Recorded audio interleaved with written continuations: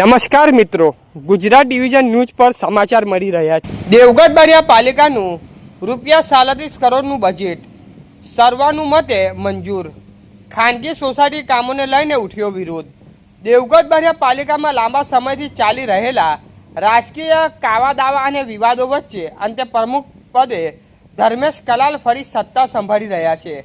પાલિકામાં કુલ 24 સભ્યોમાંથી ભાજપ, કોંગ્રેસ, આમ આદમી પાર્ટી અને અપક્ષ સભ્યો ચૂંટાયેલા છે। ભાજપ પાસે સ્પષ્ટ બહુમતી હોવા છતાં અગાઉ અવિશ્વાસની સ્થિતિ પણ સર્જાઈ હતી। આ તમામ રાજકીય ખેંચતાણ વચ્ચે શહેરના વિકાસને પ્રાથમિકતા આપતા આજે યોજાયેલી સામાન્ય સભામાં ₹37 કરોડનું પુરાતવાળું બજેટ બીજી વખત રજૂ કરવામાં આવ્યું અને સર્વાનુમતે મંજૂર કરવામાં આવ્યું। બજેટમાં શહેરના રોડ, રસ્તા, પાણી અને અન્ય આવશ્યક સુવિધાઓ વિકાસ માટે ખાસ જોગવાઈ કરવામાં આવી છે।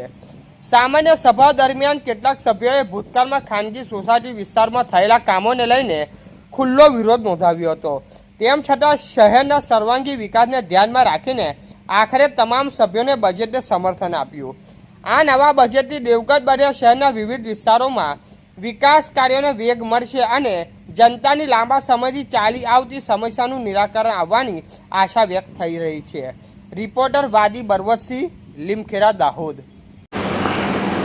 ભારતીય જનતા પાર્ટી ગુજરાત પ્રદેશના પ્રમુખ શ્રી અને ઝોન મહામંત્રી હિતેન્દ્રસિંહ ચૌહાણ સાહેબ, દાહોદ જિલ્લા ભાજપના પ્રમુખ સ્નેહલભાઈ ધરિયા સાહેબ, અમારા ધારાસભ્ય બચુભાઈ ખાબર સાહેબ, સાંસદ સભ્ય જસવંતસિંહ બાબર સાહેબ, શહેરના અમારા પ્રભારી દેવીદાસભાઈ ખત્રી અને અમારા દાહોદ જિલ્લાના પ્રભારી રાજેન્દ્રભાઈ પટેલ દ્વારા પરામર્શ કરી અને અમે પહેલી વાર જે બજેટ નામંજૂર થયું હતું તે મંજૂરી તરફ 24 સભ્યોએ સહકાર આપી અને ભારતીય જનતા પાર્ટીને પરામર્શ કરીને બજેટની મંજૂરી આપેલ છે। 24 સભ્યોએ ટેકો આપ્યો છે। દેવગઢ બારિયા નગરમાં ઘણા સમયથી વિકાસના કામો અને કામગીરીમાં ખૂબ તકલીફો પડી રહી છે। નગરજનો રોડ, રસ્તા, લાઇટ, સફાઈ આ બધી હાલાકી ભોગવી રહ્યા છે અને આ બજેટ મંજૂર કર્યું અને આગામી દિવસોમાં આજ જે હાલાકી નગરજનોને પડી રહી છે આ હાલાકી ન પડે, ખાનગી સોસાયટીઓમાં રસ્તા ન બને અને ગામના રસ્તાઓ બને આવી માંગણી સાથે સભ્યો પોતાનો સ્વાર્થ જોયા વગર ગામનો, નગરનો વિકાસ કરે આવી લાગણી અને માંગણી સાથે બજેટ મંજૂર કર્યું છે। નીલ સોની, નગરપાલિકા સદસ્ય, વોર્ડ નંબર 5, પૂર્વ પ્રમુખ નગરપાલિકા દેવગઢ બારિયા।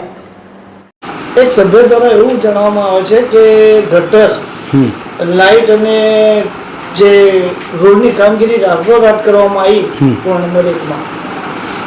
એ બાબત એવું છે કે વોર્ડ નંબર 1ની અંદર ગટર, ભૂગર્ભ ગટર અને રોડ આ ત્રણે વસ્તુ એક સાથે 1 by 1 ચાલુ પ્રક્રિયામાં હતું અને એ અનુસંધાને બજેટ ના મંજૂર થયું, ખર્ચ ના મંજૂર થયો એટલે એજન્સીએ કીધું કે મારા પૈસાનું શું, એટલે કામ ત્યાં રોકાઈ ગયું અને ત્યાં પછી ત્યાંના સ્થાનિકો દ્વારા વારંવાર રજૂઆત કરવાની હું ત્યાંનો સ્થાનિક સભ્ય છું એટલે પછી મેં એજન્સીને રિક્વેસ્ટ કરી કે ભાઈ તમારા નાણાંની જવાબદારી મારી તમે તાત્કાલિક ધોરણે રોડ બનાવીને પૂર્ણ કરો।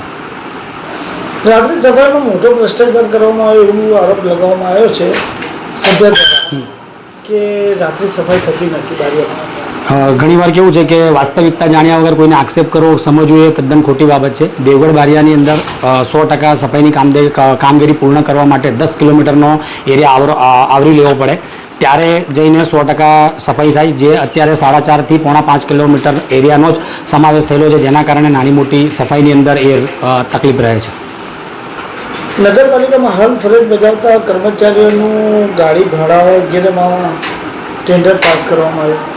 ના, એ વાત તદ્દન ખોટી છે। ગાડી માટે નગરપાલિકાને ગાડી કઈ જગ્યા પર નિયમ પ્રમાણે એમને પ્રોવાઈડ કરવાની થતી હશે અને જો એ પ્રોસેસ કર્યો હશે તો એ નિયમ મુજબ જ હશે અને કીધું છે નિયમ મુજબ ના હોય તો જે કાયદેસર થતું એ કરી લેવાનું, એમાં મારો ટેકો છે।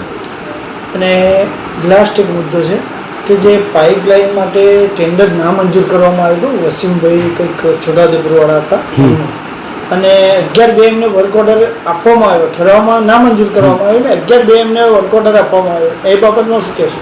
ના જો એ બાબતે હું વધારે ખુલાસો નહીં, પણ જે વાસ્તવિકતા જે જણાવું છું, ખરેખર એ જે પણ એજન્સી છે એનો ભાવ સૌથી ઓછો હતો અને એ ટેન્ડર એનું મંજૂર કરેલું છે. મેં મારા નોટિંગમાં લખ્યું કે ભાઈ રીટેન્ડર કરું, કારણ કે મારા ધ્યાન ઉપર એ ભાવ નહોતો. પછી મને કર્મચારીશ્રીએ કીધું કે સાહેબ આની અંદર તો ભાવ એનો નીચો આવેલો છે ને આપણે એનું મંજૂર કરવાનું થાય છે, તો એને જરૂરિયાત પણ છે, તો એને મંજૂર કરેલું છે. કારણ કે એને જે અમારી કારોબારી જે યોજાય એની અંદર એક ફોર્મેટ હોય છે, ફોર્મેટમાં બધાની સહી છે અને સર્વ અનુમતે એને મંજૂર કરેલું છે. ને આજની સામાન્ય સભામાં કયા કયા મુદ્દા પર એ થયું અને કેટલા મંજૂર થયા અને કેટલા ના મંજૂર થયા? આજે ટોટલ 9 મુદ્દા હતા. એમાં ભારતીય જનતા પાર્ટીના અને અપક્ષ મળી અને તમામ અમે 9 મુદ્દાને આમાં કાપડીના 7 સભ્ય અને ભારતીય જનતા પાર્ટીના કુલ 7 સભ્ય અને એક કોંગ્રેસના મારા હાલીબેન ચાંદા, ટોટલ 14 જણા અમે મળીને 9 મુદ્દાને અમે મંજૂર રાખ્યા છે અને બજેટ પણ આજે અમે મંજૂર કર્યું છે. બજેટ મંજૂર કરવામાં કેટલા સભ્યોની સહમતિ હતી? બજેટ મંજૂર કરવામાં ભારતીય જનતા પાર્ટીના બળવાખોરો જે છે એમને બજેટમાં સંમતિ આપી હતી અને મેન જે કામ હતું, જે લોકો અને નગર જે પ્રતિનિધિઓ જે ચૂંટણી જીતી અને પોતાના વોર્ડની અંદર કામ નથી કરી શકતા, હાલ આ બધા બીજા કામો રોકાઈ જવાના કારણે એમાં લોકોએ સંમતિ ન આપી, પણ બાકીના જે વોર્ડના જે સભ્યો હતા એ લોકોએ સંમતિ આપી. તેના કારણે 1 થી 9 મુદ્દા સંમતિથી મંજૂર થયા છે. ધર્મેશ કુમાર ભરતભાઈ કલાલ, નગરપાલિકા પ્રમુખ, દેવગઢ બારિયા. आज रोज देवगढ़ वाला नगर पालिका की सामान्य सभा भरावी थी धर्मेशभाई कलालना अध्यक्षतानामां. अमोने एवं लगे है कि नगरपालिका बजेटनी कामगीरीना लीधे जो गामना वहीवटमां सुधारो आवतो होय तो अमे संपूर्णपणे अमे 16 सभ्योए टेको आप्यो छे एनी अंदर.